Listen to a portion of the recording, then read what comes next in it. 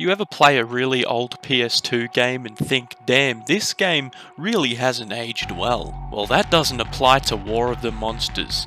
This game was easily one of my favourite fighting games growing up on the PS2, next to Friend or Foe. And with the power of PCSX2, I'm able to relive my childhood in a glorious, nostalgia-fueled wet dream.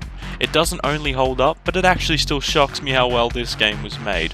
All of the secret little triggers you could activate, the destructibility of the world, and the feeling of being a giant monster fighting giant monsters and being punched into a giant building I can't believe. This still looks how I imagined it did when I was a kid. The fighting looks metal as fuck, my guy. Just look at some of these clips. So I'm getting ganged up on by two people, and look at this, smack them both out of the way. I pick up this shit, a long spiky thing. You know what you can do with this? Stick it right inside their chest. While they're struggling, kick them into a fucking building. Fucking dead cunt. That was fucking sexy. Now look at this shit. I get knocked, but it's okay. It looks fucking cool, man. I don't care if I get knocked. Knock that guy. Smash that building. Look at this shit. He shoots me. Look how cool that is. I don't really know what I'm saying, but it looks fucking cool, man. Look at this metal spear thing. Oh, fuck yeah. Smack that bitch right into a building. Now I do have to warn you, although I was able to record through an entire playthrough using PCSX2 and record some free-for-all action, for whatever reason after I finally started to get it to work, it isn't working anymore. Sad, but that's okay. I managed to record some pretty gnarly shit. I hope it works again because I actually want to play it again. The characters are a big standout in this game. The adventure mode provides an origin story for all the monsters in short but spectacular cutscenes. Kineticlops, originally a security guard patrolling around a power plant at night time, has a UFO slam dunk his shit out of nowhere, and bada bing bada boom, the extraterrestrial space slooge turned his ass into a massive electric cyclops superstar. Ultra V, the Gundam mecha that Yoshiyuki Tomino wish he has the rights to, has element 115 injected into his mechanical mind and has been given life. But just like Elon Musk warned, he goes absolutely bananas and smashes the shit out of all the scientists that created him. And Astro Boy's the fuck out of here. Magma, a UFO crash lands into a volcano, and then magma. Agamo, some tribal looking dude pours some of that alien splooge, instead of ayahuasca, into some giant stone head that has a giant bonfire in the middle of it. Just like Harry Potter, the fire turns green and Agamo gets out of the ground, steps the shit out of the tribesman and is off to Diagon Alley. Praetor, not only a play of words on praying mantis and predator, but praying mantis and aliens versus predator, because a scientist gave some alien cum to the insect to ingest. He would later be the one ingested exactly 10 seconds later. Robo 47, cops a whiff of some Martian flatulence, and Robo 47. King Kong, Konga, becomes the third monkey to die in space after someone from Oakley drifts round the bend and fully fucks up his bumpers, bro. Curious George then falls back down to Earth and crash lands on Skull Island, Mississippi, and Konga beats his chest, a call for mating from any blonde ladies in his area of 15 kilometers by 15 kilometers radius. Togura, a spaceship falls into the ocean, Togura cops a whiff, and then Godzilla. There are also two other characters that you can grind to unlock. Raptros, a flying fire-breathing dragon, and Zorgulon, one of the aliens invading Earth in the story. Yes, a game from 2003 has some grind built into it, but don't worry, it'll only take you around 3 times to complete the story to unlock one of the unlockable characters. Luckily, this game also has built-in cheat modes.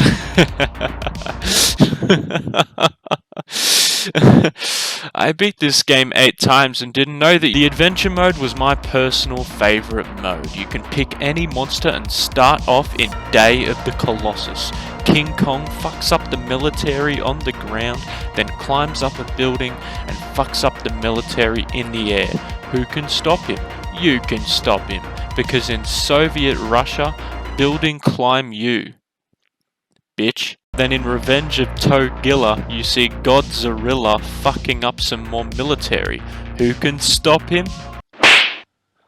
Outpost X has you fight off 3 giant bull ants from my backyard, only to find out one of the hardest bosses in the game is right around the corner.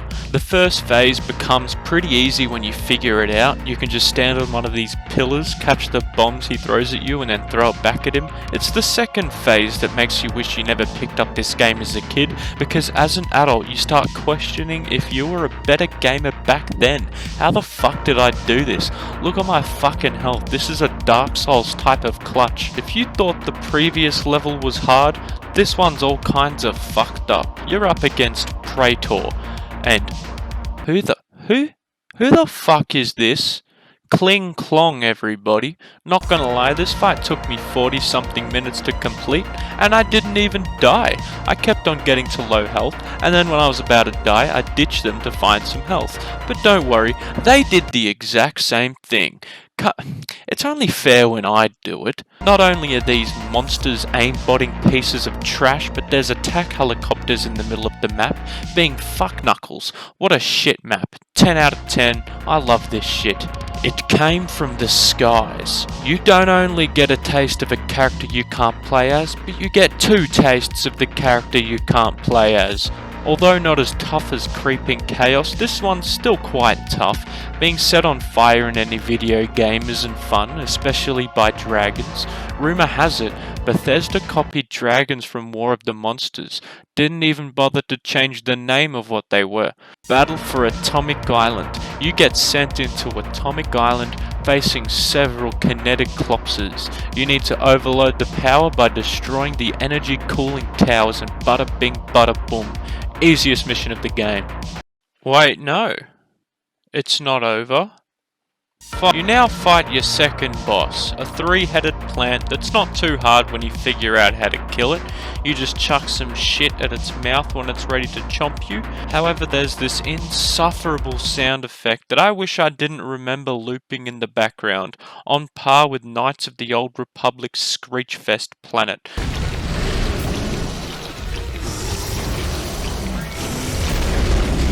Someone better be getting a good Gluck Gluck 9000 for this ear fondle I'm experiencing. Battle of the Titans. Pretty cool map.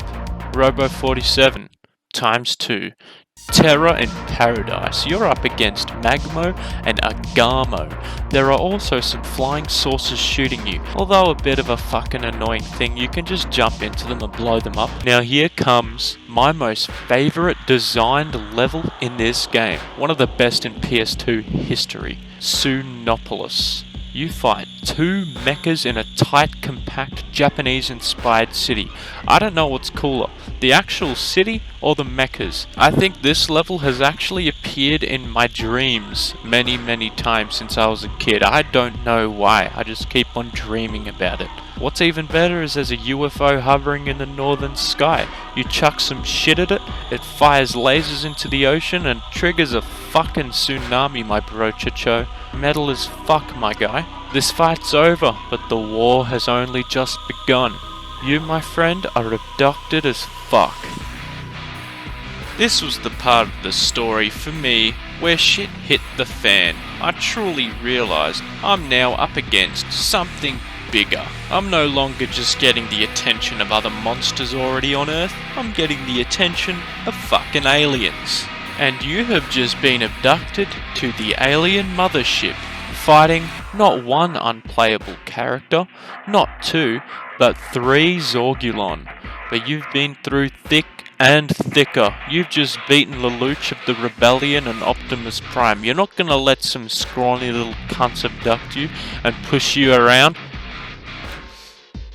Holy fuck, they're actually weak as fuck. Yeah, I'm definitely saving up for Raptros. After beating the living shit out of these alien aneurysms, you've smashed the ship so much it's crash landing down to Earth. And here you'll face the final boss, Cerebellum. When you think of awesome childhood boss fight, you think of Salazar, but I think of Cerebellum, because I wasn't allowed to play Resident Evil. The first phase is the boss fully intact and shooting lasers at you from a distance. You need to hide behind pillars before chucking shit at it when its brain is exposed. When you're done with that, you enter its second phase. The brain pops out and reveals Dr. Otto Octavius. During this phase, you can throw stuff at him at any time. However, he rushes you pretty quick, so you don't have much of a window. He rushes you and stun locks you in an electrocution. Fucking bullshit. However, this definitely isn't the end. This shit's about to get Sam Raimi.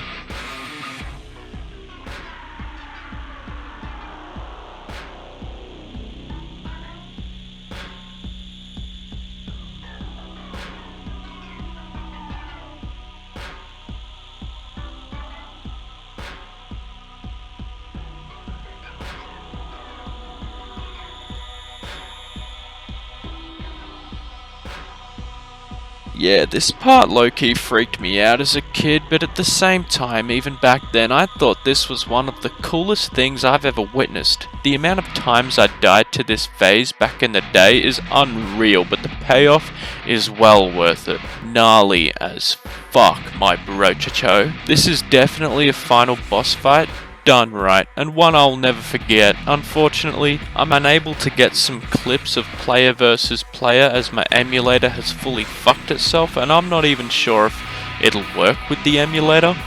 But this was definitely one of the best split-screen fighting games I've ever played. Finding those black trucks before your opponent to blow them up, smacking them into a building, picking them up and throwing them, spearing them, the ragdoll effect when you're in midair is just holy fuck. I thought my childhood brain made this shit up, but it all happened how I remembered it. All of these elements were done so well that, to be honest, I don't think this type of game has been replicated since, in all honesty. I mean, to be fair, the controls of looking around is definitely clunky, but you get used to it after a while. A lot of fighting games are two-dimensional, left, right, up, down, and the world doesn't change much when you fight. Whereas this game, you could flatten the entire map if you wanted to. I still can't wrap my head around how they did it. What kind of wizard shit were they pulling to do this on a PS2? Maybe it's nostalgia creeping in when I say this, but all of the characters are just fucking classic. The maps are just unmatched to this day. They're all good. All in all, this game is a PS2 game my mind goes to when I think of a match fighting game as hectic as possible. It was absolute madness to verse my cousins and siblings back in the day, but that'll be the end for this video. I hope I've fueled your nostalgia or intrigued your interest. As always, you stay safe, stay sexy, stay humble. Mwah, mwah, mwah. Suck your nipple.